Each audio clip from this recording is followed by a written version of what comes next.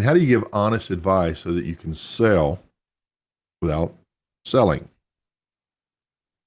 I created a course a couple of years ago called the Consultative Service Technician or the Consultative Service Call. It's been a while. And I addressed this, went through a whole lesson or series of lessons and put some tools in there to help your service technicians or you sell and be more profitable and might make more sales without selling.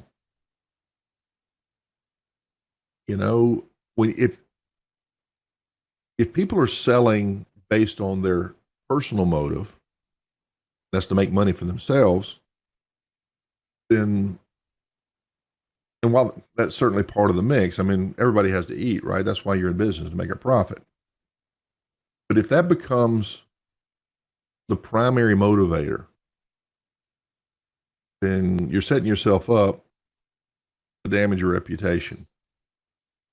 And for a lot of companies that are in really, really large markets, they can burn through customers who won't come back.